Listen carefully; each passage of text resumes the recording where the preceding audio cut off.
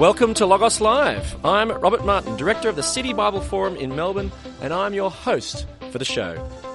Logos is Greek for word or message, and Logos Live engages the Christian message before a live audience in the CBD of Melbourne. And do we have a live audience here today? Are they alive?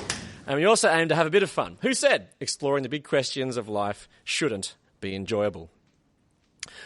What are the casualties of your busy life? How do you go beyond merely surviving? In this series of Logos Live, Time Poor, Soul Rich, we engage the difficulties busy workers face in developing a rich soul.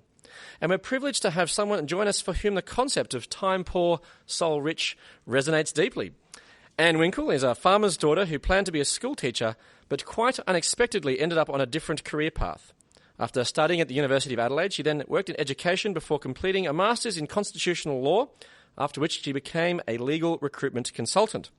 She subsequently started her own executive search business, Delta Partners, and Anne is also the author of Time Poor, Soul Rich, a new book aimed at helping the inescapably busy develop a rich soul. Please welcome Anne Winckel. Welcome, Anne. It's great that you can join us. Thanks, Rob.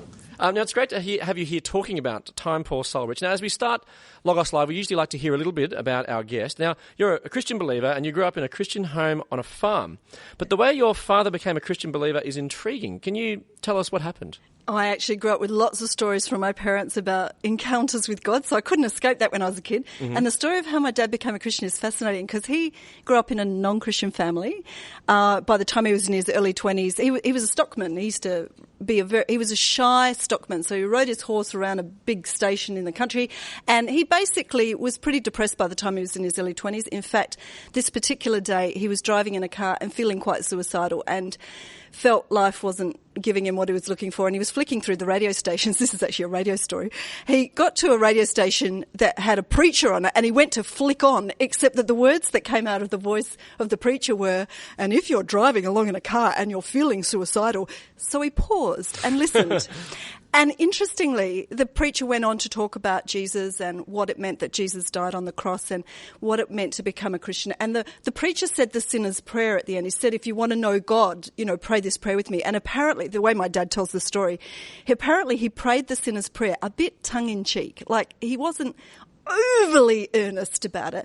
But what happened was remarkable. He got zapped by God and he drove off the road onto the side of the road, absolutely having had an encounter with the living God. And then he was so excited he had to find a church and he started to pursue the idea of getting baptized because he knew that was the next thing he had to do.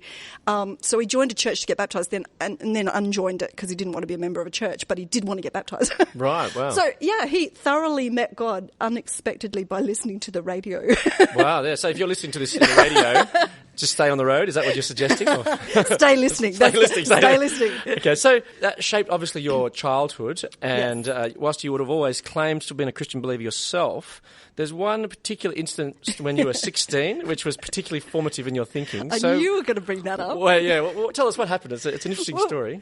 I don't really remember not kind of believing that God was out there. And of course, when you've got very prayerful parents, it's easy to sort of rely on their coat straps, if you know what I mean. But when I was 16, I was getting a bit older and I decided I needed to talk to God more myself. And I was kind of fancying this particular guy who was a skiing instructor. I hope he's not listening. And he was 19, I was 16, and I knew that all the couples at the beach were going up onto Lover's Lane to sort of do nookie. And as a good Christian girl, I decided I needed to check out with God what this meant. So I actually said a prayer, very, very specific prayer. Dear God, how far can I go? And, I really wanted an answer. And bizarrely, into my head came an answer immediately, and I didn't know what it meant. A Bible verse popped into my head, seriously. Romans 12, 1 and 2. And I didn't know what that was, so I'm like flicking through my Bible. What is this? What is this? And you know what it said? It said, by the mercies of God, let your body be a living sacrifice, holy and acceptable to God, which is your spiritual worship. And I'm thinking, darn. Because I was looking for specific instructions. I wasn't going to sleep with the guy. I just wanted to know how far could I go. And clearly God was saying, not very. And I was like, oh, that's not what I was looking for. And I completely ignored it, went up onto Lover's Lane with the chap. It was very, there's nothing serious going on, but I knew that we are a G-rated show. Nothing terribly bad happened, but I knew I had completely ignored the answer that God had given me. And what was really interesting was, the story of Adam and Eve in the garden. When Adam and Eve supposedly sinned and did the naughty thing by eating the fruit on the tree, they couldn't look God in the eye, and it says they went and hid. Well, I was doing that. I could not look God in the eye, and literally I couldn't talk to God for about 2 weeks or 3 weeks. I just could not look God in the eye. I knew I'd disobeyed, or if you like, just ignored his kind of advice. Until this particular Sunday when my dad was preaching. He was a lay preacher in the church, and he was talking about why Jesus died for us. And I was, having grown up in a Christian home, I knew the answers to all the questions. And he said, what did Jesus die to free us from? And I'm thinking, Jesus died to free us from sin. And I was so not listening to my father's preaching.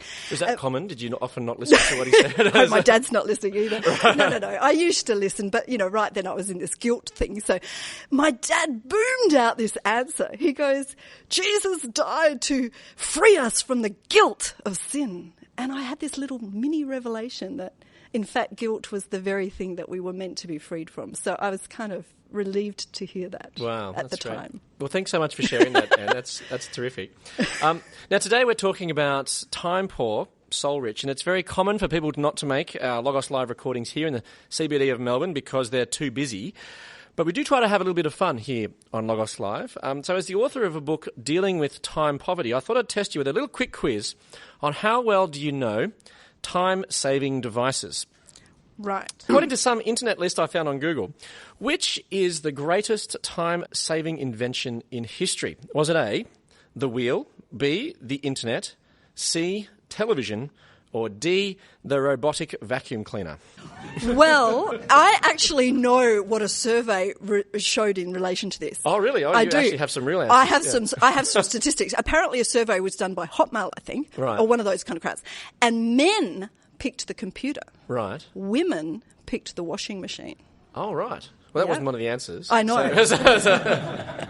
I'm going with the wheel. The wheel. Well, you're correct. Congratulations. Give a little applause. That's right, yeah. Yay.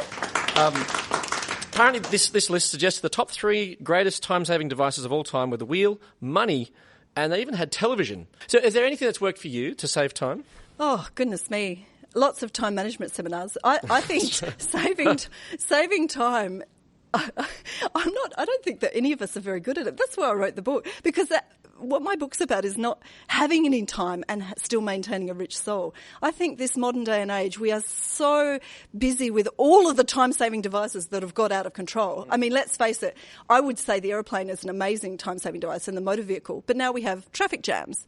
We have email, which is fabulous. I mean, letters don't take very long anymore, but email is instant. But what that means is we have communications via text and email. I mean, you have to be at your computer to get email, but text messages can come right through the night if you leave your phone on. We can have people communicating with us instantly. We have so much to do with all of the communications that are now all over us. And television's terrible because now how many stations are there in America? Like hundreds. And in Australia, free to air, there's like stacks of them as well. There's so much to choose from, so much to negotiate. We just don't have the space that we expect to have. Yeah. Well, we'll talk a bit more about that as we go on, but also it relates to the second question that we have, this quiz on time-saving devices. So in the book, Time for Life, the surprising ways in which Americans use their time, the authors outline how much extra time-saving technology in general, saved the average American. Was it A, 15% saving, B, 30% saving, C, a 50% saving, or D, no saving at all? I'm going no saving at all. It's correct. It actually is D, no saving at all. They concluded that simply the presence of technology was largely unrelated to time spent doing housework. I can understand in some ways, like my dad got a coffee machine once and it took him 45 minutes to make a cappuccino. And so this is kind of related to what you've just talked about, but the presence of technology assists us or burdens us in our use of time? Well, I think it just accumulates the amount of information and access to information that we have, and therefore at our fingertips there's so many more choices. We just have to learn how to negotiate and manage that better. So Mark Feuerstein asked, have all the time-saving devices actually saved us any time, or have they just created a million fetishes and obsessions that keep us from the quiet half hour we should be taking to sit and do nothing every day? Do you agree? Ooh, that's loaded. Should we be spending a half an hour doing nothing every day? Well, would your boss appreciate that, do you think? If you Well, did it in the afternoon at 3 o'clock, this is my time to do nothing? Hopefully it's done in your own time, not when you're being paid. As a boss, I would say that. I actually have a friend who had to learn that 5 minutes of reflection before a meeting was a valid use of work time because she was such a workaholic. She felt that she needed to readjust her brain to accept that 5 minutes of reflection was a useful part of her business life as opposed to feeling like she was wasting time. So I think there is a place for silence and reflection. I'm a big believer in retreats. I'm a big believer in at least a day or 2 days a year where you just go away on your own, don't have a television, and just reflect on the year past and reflect on the year to come to prioritise. I'm a really big believer in that. That sounds great. Well, anyway, so Anne, in our time-saving device quiz, you got 2 out of 2 correct. So give Anne a big round of applause for 100%. Yay! And I didn't have the answers in advance. I'd just like to clarify that. That's right, yeah. Now, in 1930, the famous economist John Maynard Keynes claimed that his children and great-grandchildren will only have to work 15 hours a week. The rest would be leisure. Why was Keynes so wrong? He was speaking about the time-saving devices that he could see coming in, like the motor vehicle and other communications, telephone and all of that sort of thing. And, of course, it hasn't helped. It's just burdened us further, given us more things to negotiate. So we are all busy. Have you met anyone who isn't busy? No, I think surfies aren't that busy. They're pretty chilled out. So I reckon the surfy culture is one of the most chilled out cultures I've seen. So what are the casualties of a busy life? Well, I've got this book where I look at 16 different casualties, and I think people are a major casualty. So, you know, the things that we give to other people, like generosity, but intimacy with others is a big casualty. The world around us is another one of my categories, and I look at things like beauty. I'm a big believer that we don't open our eyes to beautiful things anymore. So seeing the sunset when you're walking home at night instead of looking down or thinking about work, it's just such a basic soul-enriching thing. And it's acknowledging and appreciating beauty is a huge casualty of our lives. And then all the internal stuff. Serenity is a big casualty. I think wisdom is a big casualty of busy lives because we've got information, but that's not necessarily wisdom or discernment. I think spirituality is a big casualty. I think, you know, other things like creativity. For me, a big casualty of life was creativity. I just neglected that for a long time. Not so much anymore. So what do you mean by creativity? What would you do? Well, for everybody that's different. I think we all have a creative thing in us. Some people love to paint. Some people love to write. That would be me. Some people, you know, they love to make things out of wood or tin or clay. And I think everybody's got a creative bent. It might be singing. It might be acting. And there's something in us that makes us want to make stuff. And it's easily thought of as, you know, primary school stuff. So you're not meant to do it when you're grown up. And I just think there's something really soul-enriching about being creative. We're all created by a creative God. I mean, look at the mountains, my goodness. So look at platypuses, that's what they say. So we are inherently creative people, and I think that's something that makes us feel good. Now, you felt the casualties of a busy life at several points in your life, but there was one point in particular where you felt this most acutely. You mean when I was in my 20s after university? Yeah, and you said you were brain dead. Yeah. So I'd been at university for 6 years overloading to get law arts and a diploma in education. I'd also gone into school teaching and taught 3 different Year 12 subjects in 3 years, which is a big load when you're a new teacher to learn that kind of stuff. And I got to the 3rd year or 4th year of being a school teacher, and I was so worn out that one of my colleagues brought me her thesis she'd written, or some literature thesis, and I loved literature. She brought it to me, and I opened the front page, and I looked at it, and then I just closed the book and gave it back to her and said, I can't even begin to read this. And I was an English teacher. I could not open and read her. Couldn't read a book as an English teacher? No. I'd got to the point where my brain was fatigued, and I was tired, and I just needed a sabbatical, actually. Yeah, and that's what you did, wasn't it? I did. I took a year off. Yeah, it would have had other reasons. We won't go into those. But I did take a year off work, which was lovely when I was 29. And I did feel like my brain regrew. So there is a place for taking time out. But after that, I really was looking for ways of not letting that happen again, which is why I talk about having a rich soul when you're time poor. You know, sort of maintaining that rather than letting yourself get right down to the dregs of being burnt out. And so you wrote a book about it? Just recently, yes. Yes. And so how does what you said in the book help? Well, I talk about 60-second solutions. So my theory is we are all-time poor. We don't have much space in our lives, and that's by nature of the society we live in. And it might be that we're also self-sabotaging, where we are so well trained in time management that we're taught to avoid distractions, and therefore we never take time out of the day to do things that are soul enriching. So I talk about 60-second solutions. That means an intentional, mindful 60-second distraction, which you have to allow into your day. And it might be as simple, and I do this in my office when, the atmosphere isn't quite as cheerful as I might like. I play a funny dog YouTube clip. I just think dogs are gorgeous. So I might play a funny YouTube clip only for 30 seconds or 60 seconds to make everybody laugh. Or it might be that you do have a beautiful picture on your wall that you intentionally take a look at. Or it might be that you ring a friend and say, we must catch up. Now, that doesn't take much time. The catching up takes more time, but the planning to catch up only takes 60 seconds. Yeah. Any more suggestions? I've got 8 different categories, actually. Being grateful, just taking a minute out of the day to reflect on the thing you're grateful for. Maybe keep a gratitude journal. People do that. I've got a category for the time poor prayer. When all else fails, look for divine intervention. Dear God, please help. That doesn't take very long to pray. No. I've got a category for doing a bit of research. So if you're really keen to use your creative instincts, for instance, do a 60-second Google search for online painting courses and make a note to call them later. So a lot of my 60-second solutions are preparing for a lengthier remedy later, but you can definitely pick up the phone to a mentor or a counsellor or a sounding board to run by a problem. I also talk about, things in the workplace. So, for instance, when you're about to make a cup of coffee, ask a friend or a colleague, do you want me to make you a cup of coffee?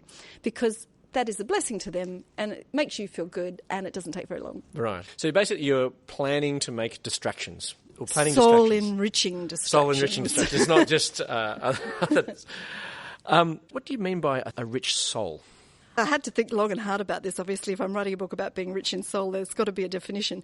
And I talk about if being rich in soul equates to having internal well-being, inner calm, wholeheartedness, contentment, finding warmth from the people in your life, satisfaction from a higher purpose in your heart, a spring in your step, refreshment of spirit, and the good old Christmas trilogy of love, joy, and peace. That's kind of what I mean by a rich soul. Internal well-being, basically. Right, yeah. Okay, terrific. Now, you're a Christian believer, as you've mentioned before. What difference has this made in your perspective on time and soul enrichment? Well, definitely I see every day as a gift. I think, life is short. We don't know when we will die. That is a fact. I've had enough car accidents in my life to know that my life is, not my own. And I think life is hard, and I think life is full of ups and downs, and the fact that God is present with us in the ups and the downs is what makes the difference. Well, as part of Logos Live, we do reflect on the scriptures, the Logos, and we're going to explore some of these issues in a section of the Old Testament, a psalm, Psalm 90. I'm just going to read out verses 10 and 12. Our days may come to 70 years or 80 if our strength endures, yet the best of them are but trouble and sorrow, for they quickly pass and we fly away. And then verse 12 says, teach us to number our days that we may gain a heart of wisdom. So what do you make of these verses? Well, actually, the fact that it says, life is trouble and sorrow is very true. Is that depressing or realistic? No, I think one of the things I like about the Judeo-Christian way of looking at the world is it makes sense of the world. We are told that we are created by a good and holy God and that we are meant to be productive and good, but human beings as a group have turned away from our Creator and therefore things go awry. And that's the way we are. We live in a world with lots of promise, but things don't make sense and there's a lot of trouble and sorrow. And Christianity explains that, which makes a lot of sense to me. But God is present in it. I guess that's why it says, teach us to number our days that we may gain a heart of wisdom. Because I like that idea of praying for wisdom. There's something in the Bible that says if you ask God for wisdom, he'll give it to you. I'm always asking for that prayer. So what exactly is a heart of wisdom, though? Well, isn't wisdom being more reflective about the decisions we make and the choices we make and the things we believe and finding a structure in which to understand the world that is bigger than expediency? To me, the opposite to wisdom is expediency. We just act and react. Wisdom is applying some greater thought and intentional kind of just discernment to what's going on around us. Why does then numbering our days lead to wisdom? Well, I think if we live forever, you can be slack. If we think that we are invincible, you don't have to be kind of vigilant about your days. I think the fact that we know our days are numbered, that every day is a gift, and that we have to live with integrity every day makes a difference. You know, it's like those people who say, always kiss your loved ones when you leave the house because you don't know if you're coming back. It sounds depressing, but it's actually, given that one day my father-in-law went off to play a game of squash and then had a heart attack and died, I think his wife was very glad that he'd kissed her that day. Right, yeah. Yeah. Well, Psalm 90 extends that theme a bit and makes a time comparison between God and humanity. So God is eternal and humanity is temporary. So, for example, in verse 4, it says, 1,000 years in your sight are like a day that has just gone by. How does this comparison impact the way that we number our days? The fact that God is eternal. Yeah, and that we're temporary. Well, my simple way of answering that is, in everything, God is bigger than us. And that's a really good thing. And he sees the beginning and the end, and we can never know the end from the beginning. Yeah. We can never know where things are going, but we can know that he knows. And that's really helpful. Yeah. Well, verse 14, I've found verse 14 particularly enriching at the moment. Do you think it's promoting deep soul enrichment? Satisfy us in the morning with your unfailing love, that we may sing for joy and be glad all our days? Well, I believe that God has unfailing love, and I have experienced that. And I think anyone who experiences God's love would have to feel that that's the most soul-enriching thing. Because there's a story at the end of my book about a woman who tried everything in my book pretty much. She tried to be creative. She tried to be generous. She tried to be, charitable. And she did all sorts of creative pursuits. She got involved in all sorts of community justice endeavours, but she still felt like there was a hole inside. And actually, for her, the final penny dropped when because she grew up Catholic, and she knew that God was meant to love her, but she didn't know what that meant. She didn't understand what it meant in practice. So for her, finally discovering what it meant that God loved her made all the difference to how she felt in her heart, how she felt in times of storm. She felt that she didn't have to live in fear and guilt and worry anymore, that God was with her, and that meant something bigger than just an intellectual understanding. This verse also mentions singing. Is there something soul-enriching about song? I am sure there's something soul-enriching about song. I think if somebody were listening to me singing, they might not find that soul-enriching. Well, we could give that a go if you no, like. I don't think so. No. That would be very unwise. Singing in general. No. Soul-enriching, yeah. I think that there's another story in my book about a woman who just loves to sing. And in fact, I had a boss who used to sing when he came into work. He would always sing a line of a song. It was always just one line of a random song as he walked into the office, and it was hilarious. And it just buoyed the office. It was good. Wow, that's, yeah. Do you have any particular suggestions for songs that people could sing when they return to their offices this afternoon? No, I do not. Now, what about for someone who maybe isn't a Christian believer? Can they develop a richness in soul? Absolutely. I mean, all of the things I write about in my book are soul-enriching inherently. If you look at the sunset and you are grateful for the beauty, that's going to give you joy. If you're generous-hearted and you give to other people, that will give you joy. If you are creative, you will get joy out of that. These things are inherently soul-enriching. I'm not suggesting that a person can't be rich in their soul if they're not a Christian. I do believe that there are people who still feel, though, that there's something missing and there is another way forward for them. And that's what this soul enrichment with the unfailing love of the Lord perhaps would fulfill, as your other friend shared. Yeah, absolutely. Yeah. Now, the psalm also concludes in verse 17 with, "May the favour of the Lord our God rest on us, establish the work of our hands for us." So in light of God's eternity and our finitude, how does this change our view of what we do? It's interesting. I often pray that prayer. Oh, dear God, please establish the work of my hands. In other words, I'm working really hard. Please bless the work I do. But I think the point is that work sometimes goes well and work sometimes is crappy. Yeah. And so if we know that God is bigger than us, what we're really saying is not, you're a candy dispenser in the sky, please bless my work. We're saying, I want you to be a part of the establishment of my work. Or I guess I believe there are good times and bad times, and God is with us in both of those. And because God is bigger than everything we do, it's great to ask him to establish the work of our hands. But we ought not be surprised when sometimes the work of our hands comes to nothing, because that's the world we live in. And well, that's what it says at verse 10, that the best of them are but trouble and sorrow, for they quickly pass and we fly away. So it's not that God gives us success all the time. It's that God is with us even when things aren't going well. But that doesn't mean we shouldn't ask him to establish what we do and make it purposeful. Now, a question has come through. How did you find the time to write the book? This person's trying to better leverage their own time to fit more in. Well, that's a very good question. I actually had to give up something to write this book. I'd been thinking about it for years. I really wanted to write it. This is 2 years ago. And I was at the time the convener of a group for professional women called the Soul Food Breakfast Club. And in order to fit in the book writing, I had to step down from being the convener of that group because that was quite time consuming. So I had to literally let something go in order to make space. And then the other big thing I did was I made a decision that every Saturday at 2:00 I would sit down and write for 2 hours. And I gave myself a year, but it actually took 2 years. So this book got written on a Saturday afternoon. And if I couldn't sit down at 2:00, it had to be 4:00. And if I couldn't sit down on a Saturday, it had to be Sunday afternoon. And this book got basically written in chunks on weekends over 2 years. But there were some sacrifices you had to make along the way, or some changes. But for me, writing is the creative outlet that gives me great joy. So I really love it. I mean, truthfully, when I got down to it, if I spent 2 hours, I probably spent 4 hours. But the thing was that I loved taking ideas and making order out of chaos. So for me, the process of putting the book together was very enjoyable. And there are photos in there. And I always say to people, there's a bit of a Where's Wally thing with the photos.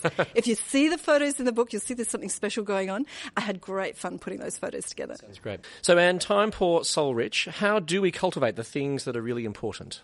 I think we have to live more intentionally, and I think we have to consider those things that are soul enriching, things like, the people in our lives, the beauty around us, the creativity in our souls, protecting our serenity, all of that good stuff. Love is one of the casualties of a busy life. We have to look at the things that we neglect. Possibly, a relationship with God might be something we've been neglecting all our lives. And we have to think about how do we reintroduce those things and protect them and maintain them and nurture them. And I think you can do that with very little expenditure of time if you're intentional. Let me leave you with the Logos for the day. Psalm 90, verse 12. Teach us to number our days, that we may gain a heart of wisdom. I look forward to you joining us next time for Logos Live. Please thank our guest today, Anne Winckel.